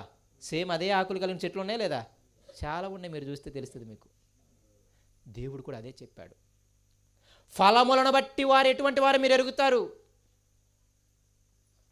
దేవుని స్వభావంలో ఇదిగో చెప్పారు కదా, అపవాది పిల్లలు అనుకోండి వాడి స్వభావం వస్తుంటుంది బయటికి, దేవుని పిల్లలు అనుకోండి వాడి స్వభావం బయటకు వస్తుంటుంది.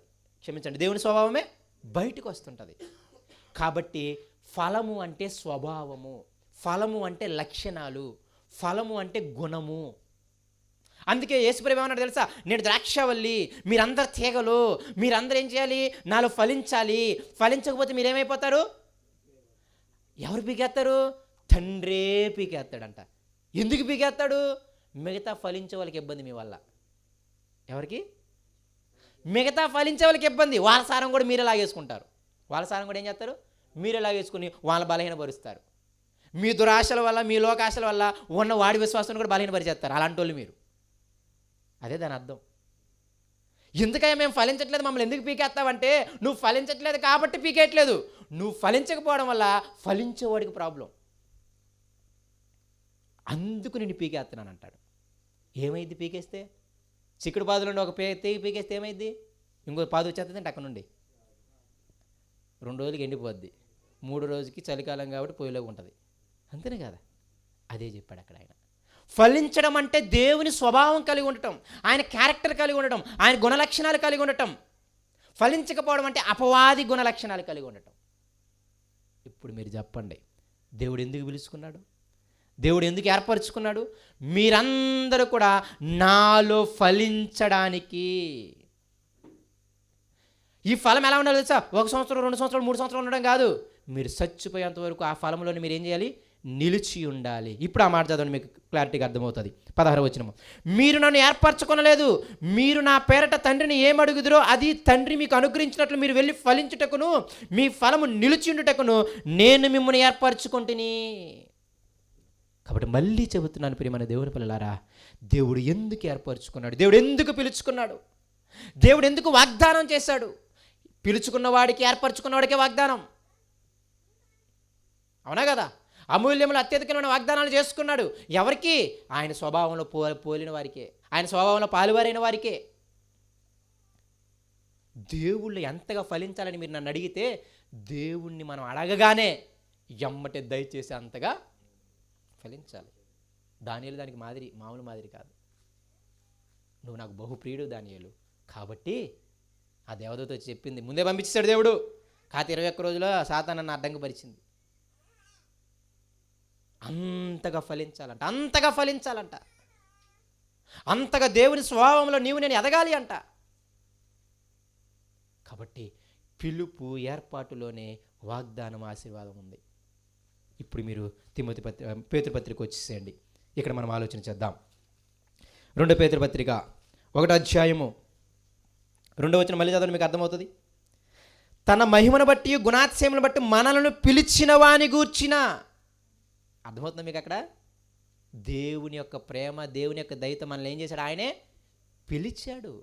ఆయనకున్న గుణాతిశయం ఏంటి తెలుసా? ఆయన చాలా దయ కలిగినోడయ్యా, అంత దయ ఎవరికి ఉండదు. ఆ గుణాతిశయాన్ని బట్టి నిన్ను నన్ను పిలుచుకున్నాడు. ఆయన చాలా కృప కలిగినవాడయ్యా. అంత కృప ఎవరికి ఉండదు. ఆ కృపను బట్టి నిన్ను నన్ను పిలుచుకున్నాడు. అదే గుణాతిశయం అంటే అర్థం. ఆయనకున్న గుణాలు ఎవడికున్నాయి? పిలుచుకున్నాడు, వాగ్దానాలు చేశాడు, ఆశీర్వదిస్తానన్నాడు. ఎందుకయ్యా ఇదంతా కూడా అంటే ఆయన అంటున్నాడు, మీరందరూ దేవుని స్వభావంలో పాలువారు అవ్వాలి. అందుకే ఒకటే షెడ్యూల్, ఆశీర్వాదం, వాగ్దానం.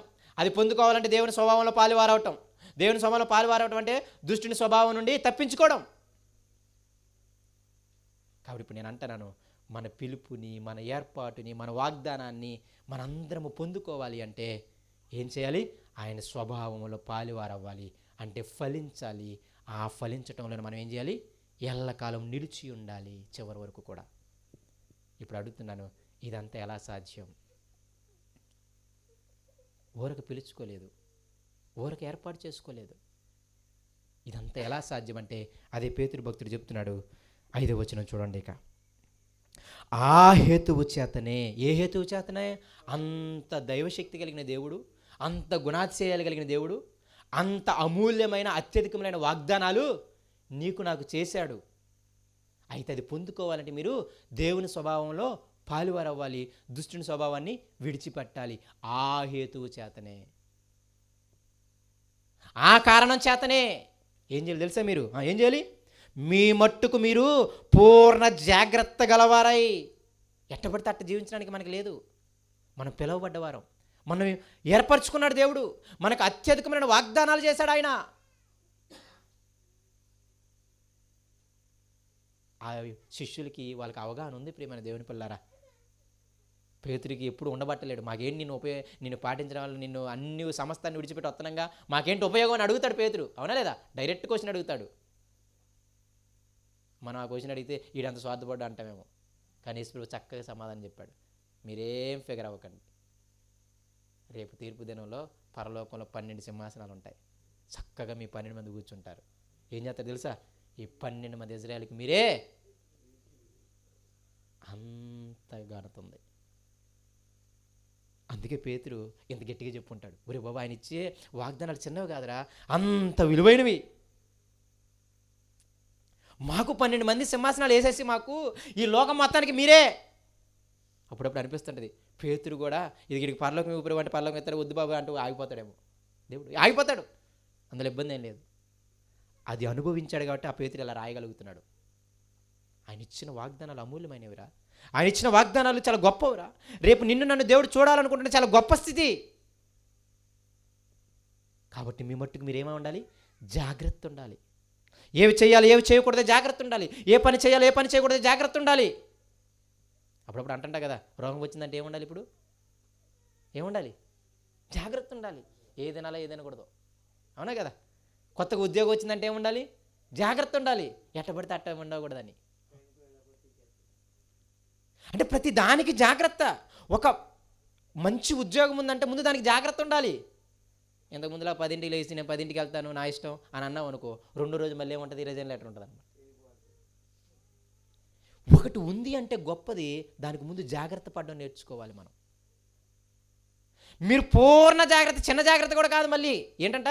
పూర్ణ జాగ్రత్త గలవారై.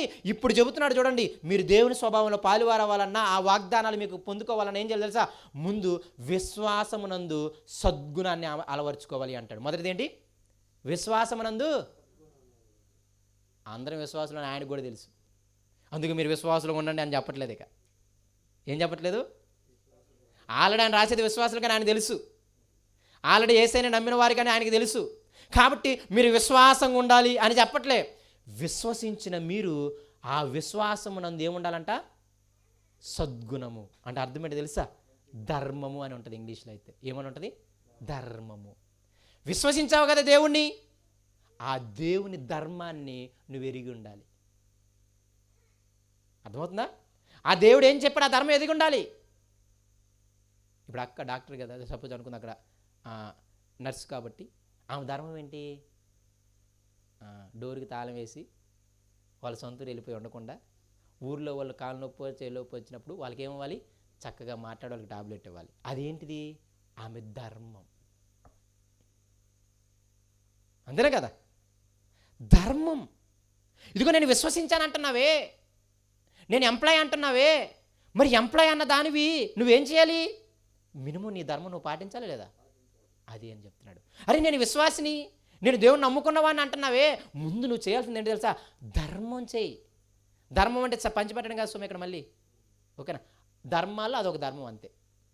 ఉద్దేశం ఏంటంటే విశ్వాసానికి తగిన ధర్మం. నువ్వు నమ్ముకున్న విశ్వాసానికి ఏమి చేయమంటుందో అది చెయ్యాలని ఆశ ఉండాలి నీకు, లేకపోతే అది ధర్మం కాదు. కాబట్టి విశ్వాసం అన్నది ఏం ధరించుకోవాలి నువ్వు? ధర్మాన్ని, అంటే మంచి గుణాన్ని, సద్గుణాన్ని. ఆ విశ్వాసము తగిన దాన్ని మనము చేయాలని పూనుకోవాలి. అయితే అది ఎక్కడ ఉంటుంది? ఆ సద్గుణం నందు ఏమన్నాడు? రెండవది జ్ఞానమును అన్నాడు. చూడండి ఏమన్నాడు? ఆ సద్గుణం నందు ఏముండాలి? జ్ఞానం. విశ్వాసమునందు సద్గుణము, సద్గుణమునందు జ్ఞానం. ఆ ధర్మం అంతా కూడా ఈ వాక్యానుసారంగా ఉండాలి. నీ బుర్రలో పుట్టినట్టు చేయకూడదు నువ్వు, నా బుర్రలో పుట్టినట్టు చేయకూడదు నువ్వు. అంటే నువ్వు విశ్వసించిన దేవుడు ఉన్నాడు కదా, ఆ దేవుడికి తగిన ధర్మము నువ్వు చెయ్యాలి. ఆ ధర్మము చెయ్యాలంటే ఈ జ్ఞానము నీలో ఉండాలి. ఈ జ్ఞానం లేకపోతే దేవుని ధర్మం ఏం తెలుస్తుంది నీకు? అంతేనే కదా. ఇప్పుడు నిన్ను బాబాయ్నే సెక్యూరిటీ పనికి పెట్టుకున్నాడు, వాళ్ళ ధర్మం ఎలా తెలుస్తుంది? వాళ్ళకి చక్కగా ఉంటుంది అన్నమాట. మాన్యుల్లో సెక్యూరిటీ గార్డ్ ఇలా చేయాలి, ఈ పనులు చేయాలి, ఆ పనులు చేయాలి, ఈ పనులు చేయకూడదు, ఈ టైం చేయకూడదు, ఇదిగో నిద్రపోతే ఇలా కట్ చేస్తాము, అలా చేస్తాము అని ఉంటుందా లేదా? ఆయనకు ఒక మాన్యుల్ ఉంటుంది. అదే జ్ఞానం. ఆ మాన్యుల్ ప్రకారంగా చేయడము ధర్మం. అది ఆ కంపెనీ మీద పెట్టుకున్న విశ్వాసం. సేమ్ అంతే. మనము కూడా దేవుణ్ణి నమ్మామంటున్నాం కదా, దేవుని విశ్వసించామంటున్నాం కదా, కాబట్టి మన ధర్మం ఏంటి అంటే దేవుని జ్ఞానానుసారంగా చేయటం.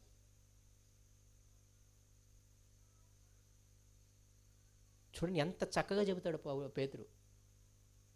విశ్వాసం ఒకటి ఉంటే సరిపోదయా, విశ్వాసమునందు ధర్మం చేయాలని ఉండాలి. ఏ ధర్మం? దేవుని ధర్మం చేయాలని. ఇంతకీ దేవుని ధర్మం ఎక్కడుంది? ఆయన జ్ఞానంలో ఉంది.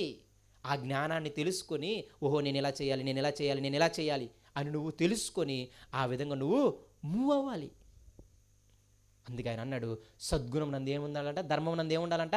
జ్ఞానం ఉండాలి. జ్ఞానం నందు ఏముండాలంట? జ్ఞానం బాగా తెలిసింది కదా, ఇక ఇప్పుడు ఏం కావాలి తెలుసా? ఆశా నిగ్రహం, సెల్ఫ్ కంట్రోల్ ఉండాలి. వాక్యం 66 పుస్తకాలు బాగా చెప్పింది, మితంగా ఉండు అని. ఉన్న దాంట్లోనే సంతృప్తి పడవని. కాగా అన్న వస్త్రాలు కలిగి ఉన్నదాన్ని ఏం చేద్దాం? సంతృప్తి పడదామని. ఏ స్థితిలో పిలువబడినాడు ఆ స్థితిలోనే ఉందాము. పేదోడుగా పిలువబడ్డావా? పేదోడుగా ఉండి దేవుని గణపరచు. ఒక ఎంప్లాయీగా పిలువబడ్డావా? ఎంప్లాయీగా ఉండి దేవుని గణపరచు. మిడిల్లో పిలువబడ్డావా? మిడిల్గానే యావరేజ్గానే ఉండి ఏదో ఉన్నదాంతో సంతృప్తి పడుతున్న దేవుని గణపరచు. పెద్ద ధనవంతుడిగా పిలువబడ్డావా? ఆ ధనవంతుడిగానే దేవుణ్ణి గణపరచు అనేది పౌలు యొక్క తీము. క్షమించండి, దేవుని యొక్క తీము. పౌలు గారి రోమాలు అంటాడు కానీ, అంటే అంతే తప్ప పేదోడు వచ్చేసి నన్ను ఎందుకు ధనవంతుని చేసి పిలుచుకోలేదు, అంతేనే కదా. పోనీలో ధనవంతుడిగా చేయకపోయినా నాకంటూ కొంచెం బాగా బతికి ఆమెలాగానే నన్ను ఎందుకు పిలుచుకోలేదు, అందరూ బాగానే ఉన్నారు, నేను ఒక్కదాన్ని ఇలా ఉన్నాను. లేదు, మితము, అన్నిటిలో మితము. అదేంటి తెలుసా? సెల్ఫ్ కంట్రోల్ అన్నమాట. జ్ఞానం తెలిస్తే ఉపయోగం లేదు. ఆ జ్ఞానంకు తగిన విధంగా నిన్ను నువ్వు కంట్రోల్ చేసుకోవడం నేర్చుకోవాలి. అంతేనే కదా. చాలా సీక్వెన్స్ అవి, ఒకదాని మీద ఒకటి ఆధారపడి ఉన్నవే అవి.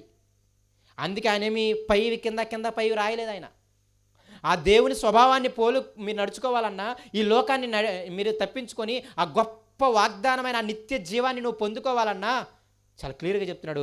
విశ్వాసం ఉంచిన నీవు ధర్మం చేయాలి. ఆ ధర్మం వాక్యానుసారంగా ఉండాలి. ఆ వాక్యంలో చెప్పిన విధంగా ముందు నిన్ను నువ్వు కంట్రోల్ చేసుకోవాలి. కన్ను చూసిందల్లా, కడుపు ఆశించిందల్లా పెట్టుకోకూడదు. అప్పుడు దాన్ని జ్ఞానం తెలిసిన దానవు అనం. మనం కంట్రోలింగ్ ఉండాలి, సెల్ఫ్ కంట్రోలింగ్ ఉండాలి. ఆ వాక్యం చెప్పింది, అమ్మా బంగారము వేల వస్త్రాలు ఇవి కాకుండా గుణమైన అలంకరణ కలిగి ఉండమ్మా అని చెప్పింది కదా. ఇప్పుడు అమ్మటి మన కంట్రోలింగ్ వచ్చేయాలన్నమాట. ఆటి ఎందుకంటే దీని ఎందు ముందని సంతోషించాలి అని. అంతేనే కదా. అదే దాని అర్థం, సెల్ఫ్ కంట్రోల్ అనమాట, ఆశా నిగ్రహం. వాక్యము బాగా తెలిస్తే ఆ వాక్యానుసారంగా అన్నీ అణిచివేసుకోవడం నేర్చుకోవాలి. లేకపోతే మీరు చెప్పండి, ఆ వాక్యం కూడా నిరర్ధకమైపోద్ది. వాక్యం చెప్పేవాడు కూడా మీరు వెనకే చాలా అనుకుంటారు. అవునా కదా, ఇటు చెప్తాడు కానీ ఇడు ఏమి చెయ్యడు అని. అర్థం ఏంటి చెప్పండి? వాడికి కంట్రోలింగ్ లేదు. అంతేనే కదా. ఇప్పుడు మనం వెలగల వస్త్రాలు వేసుకురావద్దని చెప్పి, బంగారాలన్నీ వేసుకురావద్దని చెప్పి, నేను చక్కగా ఉంగరం ఒక చైన్ వేసుకొని చక్కగా మంచి లినిన్ షర్ట్లు కాటన్ షర్ట్లు వేసుకొని వస్తే ఇప్పుడు వెనక్కి మీరేమనుకుంటారు? ఎంత పెద్ద వాక్యం చెప్పినా మంచి ఉద్యోగం చిన్న వెనక్కి వెళ్ళితే ఏమనుకుంటారు? జ్ఞానం అంతా అసలు ఇంతలో తీసేస్తారు మీరు. కారణం నాకున్న ఆ సెల్ఫ్ కంట్రోలింగ్ లేకపోవటం. జ్ఞానం తెలుసు నాకు, మీకు చెప్పేస్తున్నాను, కానీ ముందు నన్ను నేను అణుచుకునే స్థితి నాకు లేదు. చాలా నిరర్ధకం అయిపోతుంది. సెల్ఫ్ కంట్రోలింగ్ అంత ప్రాముఖ్యం మీరు జ్ఞాపకం పెట్టుకోవాలి. చాలా ప్రాముఖ్యం సెల్ఫ్ కంట్రోలింగ్. ఇప్పుడు సెల్ఫ్ కంట్రోల్ ముందు ఏం రావాలంట? అక్కడ చూడండి మళ్ళీ అంటాడు ఏంటంట? ఆశా నిగ్రహం ముందు ఏముండాలి? సహనము. ఇంగ్లీష్లో చాలా బాగుంటుంది. సహనం అంటే దృఢత్వము, స్ట్రాంగ్నెస్ అంట. దాని మీద గట్టిగా ఉండాలి. అర్థమవుతుంది మీకు? సహనం అంటే మాడిమాడికి లాగుతుంటుంది, అప్పుడప్పుడు మళ్ళీ వెనక్కి. అవునా కదా? లాగితే లాగవా? లాగుతుంటాయి. కానీ దృఢంగా స్టాండర్డ్గా ఉండాలి. ఇంగ్లీష్లో సహనానికి పదము దృఢం అని ఉంది అనమాట. అదే మంచిది, దృఢత్వము. నువ్వు తీసుకున్న ఆ సెల్ఫ్ కంట్రోల్ మీద, నువ్వు తీసుకున్న ఆ నిర్ణయం మీద నువ్వు దృఢంగా ఉండాలి. ఏదో 2 రోజులు ఉండి, 10 రోజులు ఉండి, 15 సంవత్సరాలు, ఒక సంవత్సరం ఉండి మళ్ళీ వెళ్ళిపోకూడదు. అందుకే శిష్యులకి చాలా గట్టిగా చెప్పాడు, ఫలించాలి, ఆ ఫలంలోనే మీరు నిలిచి ఉండాలి. సహనం అంటే అర్థం ఏంటంటే దృఢత్వము, స్ట్రాంగ్నెస్ ఉండాలి. అంటే నువ్వు తీసుకున్న నిర్ణయం మీద నువ్వు గట్టిగా ఉండగలగాలి. నువ్వు తీసుకున్న సెల్ఫ్ కంట్రోల్ ఉందే, ఓహో దీన్ని నేను తగ్గించుకోవాలి, దీన్ని నేను అణుచుకోవాలి అని నువ్వు అనుకున్నావు కదా, నువ్వు గుర్తించగలిగావు కదా, దాన్ని స్ట్రాంగ్గా తీసుకోగలగాలి. దాన్నే సహనము అంటాం. ఇప్పుడు ఆ సహనం అంది ఏముండాలంట? భక్తి. భక్తి అంటే అర్థం ఏంటి తెలుసా? దేవుడు చెప్పిందే చేయాలి. అవునా కదా? పవన్ కళ్యాణ్ గారికి ఎవరుంటారంట? ఫ్యాన్స్ ఉంటారంట. ఎవరుంటారు? భక్తులు ఉంటారు. అంటే దాని అర్థం ఏంటి తెలుసా? ఆయన ఏది చెబితే. అర్థమవుతుంది మీకు? భక్తుడు అనే మాటకి అర్థం అది. ఈ భక్తుడు ఎవరినైతే పూజిస్తున్నాడో, ఈ భక్తుడు ఎవరినైతే ఆరాధిస్తున్నాడో ఆయన చిత్తమే చేస్తాడు, ఆయన మాటే వింటాడు, ఈయన చిత్తాన్ని చంపేసుకుంటాడు. వాడినే భక్తుడు అంటాం. అర్థమవుతుంది మీకు? ఇవన్నీ చేస్తేనే విశ్వసించిన నీవు వాక్యానుసారమైన ధర్మము నిర్వర్తించాలని, దానికి తగిన విధంగా నన్ను నేను కంట్రోల్ చేసుకోవాలని, దాని అందే స్థిరంగా ఉండాలి అని, దేవుని మాటకి లోబడాలి అని. అది భక్తి అంటే. భక్తుడు అంటే అర్థం అది. తను ఆరాధించే వాడి ఇష్టమే నెరవేరుస్తాడు, తన ఇష్టాన్ని నెరవేర్చడు. అది ఆయన అంటున్నాడు, మీరు భక్తులుగా ఉండాలి. ఆయన మాటే, ఆయన చిత్తమే. ఆయన మాట చెప్పాడు, నేను తగ్గించుకుంటాను, నేను అణుచుకుంటాను, నేను దృఢంగా ఉంటాను ఆ మాట మీద, ఆ ధర్మమే చేస్తాను, అలాగే విశ్వసిస్తాను అనే ఒక భక్తిని మనము కలిగి ఉండాలి. మాటకి లోబడటం. ఇంగ్లీష్లో ఏమంటాడంటే గాడ్లీనెస్ అంటాడు. దేవుడు ఎలా ఉన్నాడో అలా ఉండటం భక్తి అంటే. ఏంటిది? గాడ్లీనెస్ అంటే దేవుడి స్వభావం అనమాట. ఒక మాటలో చెప్పాలంటే భక్తి అంటే ఆయన ఎలా ఉన్నాడో అలా ఉండటం, ఆయన ఏం చెప్పాడో అదే చేయటం, ఆయనలాగా జీవించటం, ఆయనలాగా చేయటం, దీన్ని భక్తి అని అంటాం. ఇంగ్లీష్లో చాలా మంచిగా అర్థమైంది గాడ్లీనెస్ అని. దేవునిలాగా ఉండటం, ఆయన స్వభావంలాగా తయారవ్వటం, దాన్ని భక్తి అంటాడనమాట. తర్వాత భక్తికి సహోదర ప్రేమ. బేసిక్గా సహోదర ప్రేమ అంటే ఇంగ్లీష్లో బ్రదర్లీహుడ్ అని ఉంటుంది. అంటే కుటుంబం అని ఫీల్ అవ్వగలగాలి. ఏంటిది? రక్త సంబంధం అని ఫీల్ అవ్వగలగాలి. అంటే దేవునికి మాట వింటున్న నీవు నేను, ఆయన చెప్పాడు చాలా క్లియర్గా, అందరము సహోదరులం, అందరము కుటుంబము అని. అవునా కదా? అంటే మనందరము రక్త సంబంధులము. రక్త సంబంధుల మధ్య ఎలా ఉంటుంది? 2 రకాల రక్త సంబంధులు ఉంటారు. మంచిగా ప్రేమ కలిగిన వాళ్ళు, ఒకరి ముఖం ఒకరు చూసుకునే వాళ్ళు. అవును కదా? రక్త సంబంధులే.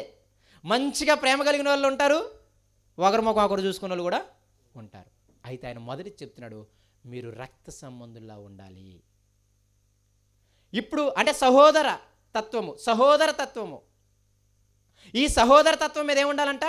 దయను అమర్చుకొనుడి. ఫుట్ నోట్లో ప్రేమ అని ఉంటుంది. ఈ రక్త సంబంధం ఎలా ఉండాలంటే కొట్టుకునే విధంగా ఉండకూడదు, ఒకరి ముఖం ఒక చూడడం విధంగా ఉండకూడదు.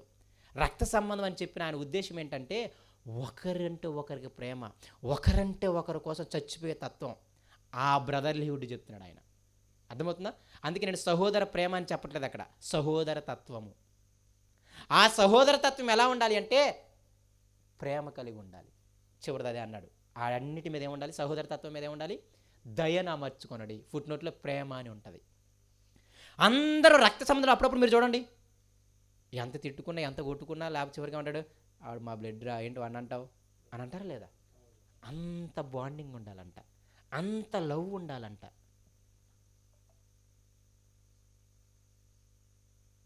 చూడండి ఎంత బాగా చెప్పాడు. ఆ వాగ్దానాన్ని పొందుకోవాలంటే, అమూల్యమైన వాగ్దానాలని, దేవుని స్వభావంలో పాలువారాలంటే మీరు విశ్వాసమునందు ధర్మంగా ఉండగడం నేర్చుకోవాలి. ఆ ధర్మము వాక్యానుసారముగా జ్ఞానానుసారంగా ఉండాలి. ఆ వాక్యము నందు మీకు ఏముండాలి? ఆశా నిగ్రహం, అణుచుకునే శక్తి ఉండాలి. ఆ ఆశా నిగ్రహం అందు దృఢత్వము, నిశ్చలంగా ఉండే స్థితి ఉండగలగాలి.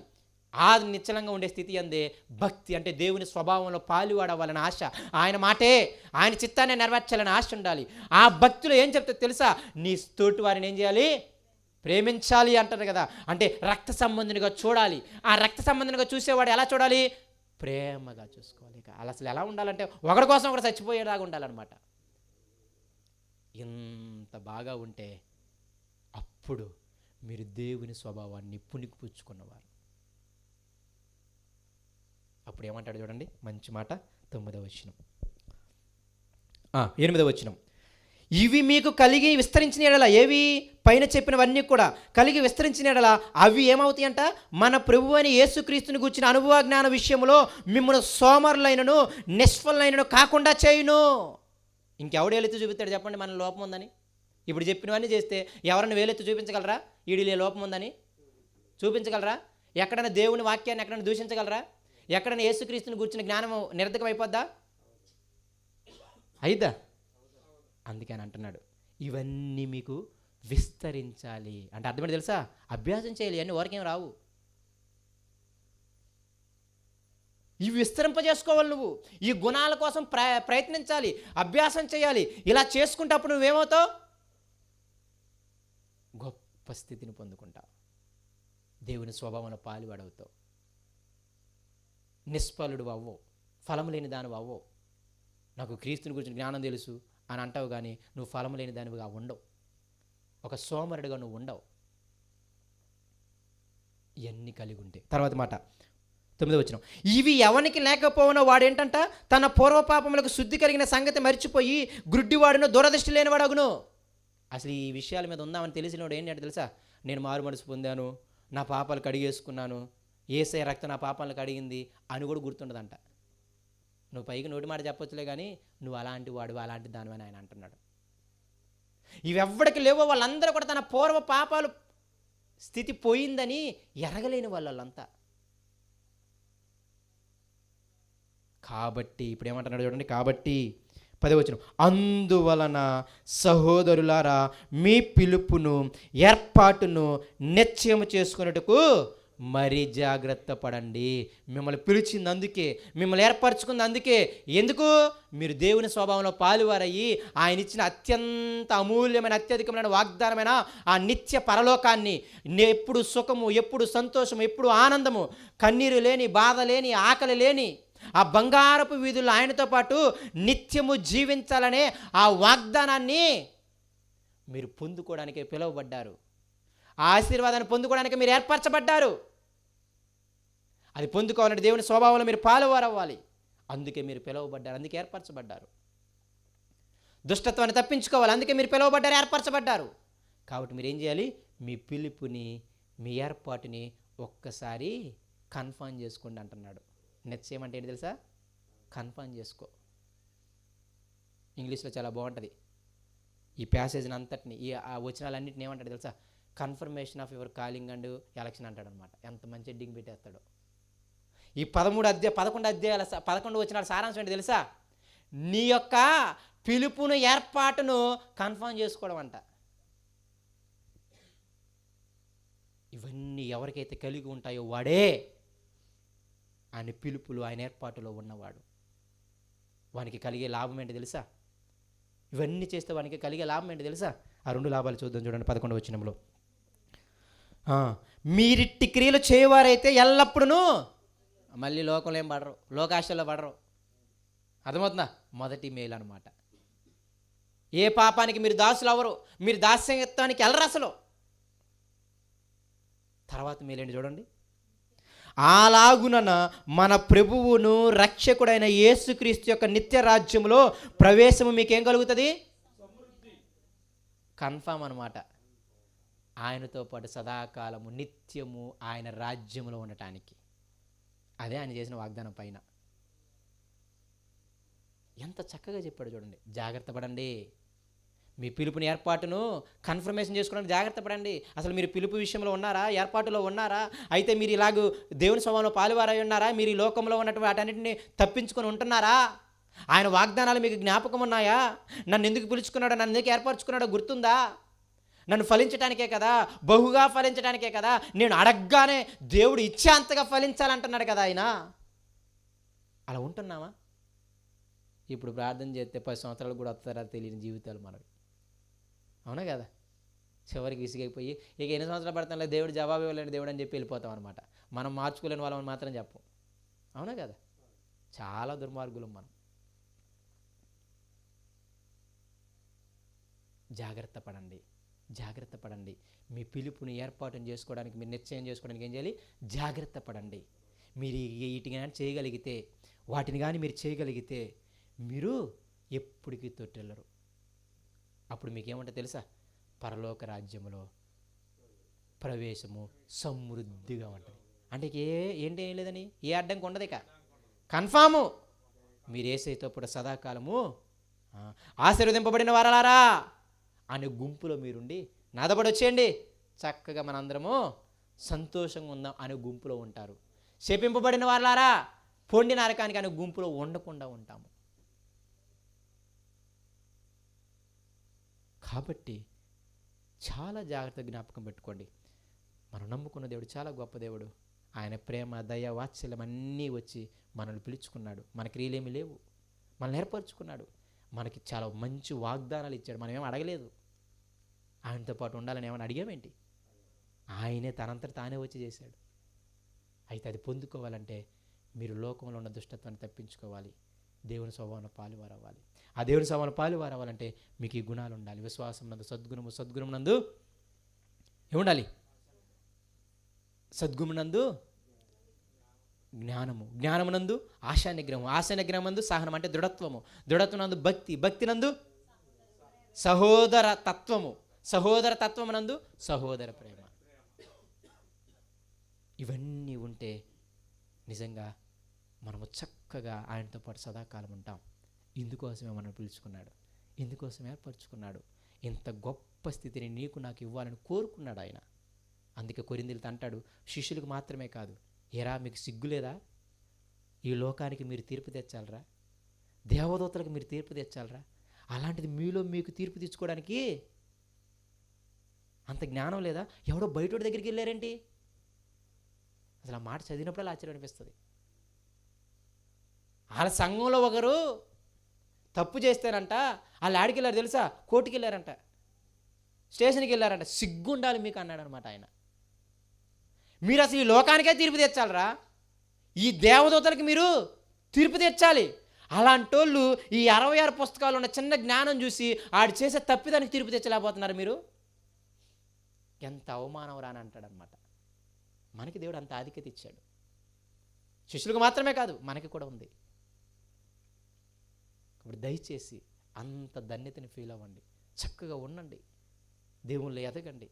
ఆయన ఇచ్చిన వాగ్దానాలని చూసినప్పుడల్లా ఇలా ఉండాలి, నేను ఇవన్నీ చేయాలి, నేను లేకపోతే నేను ఉండలేను, అంత గొప్ప స్థితిని పోగొట్టుకుంటాను నేను. ఆయన దయని కాలదని అవుతాను నేను, ఆయన కృపని కాలదని అవుతాను నేను.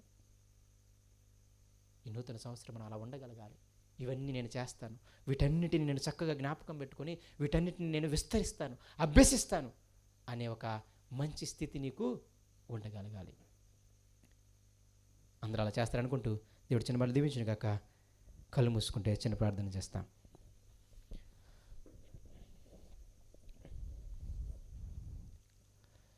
పరిశుద్ధుడా, ప్రేమ కలిగిన మా తండ్రి, నీకు వందనాలు, నీకు స్తోత్రాలు. ఇంతవరకు మమ్మల్ని కాపాడుతూ మీరు అక్కడి కింద భద్రపరుస్తూ వచ్చిన విధానాన్ని బట్టి నీకు వందనాలు. ప్రత్యేకంగా ప్రభువా, నీ మాటలు ఎంత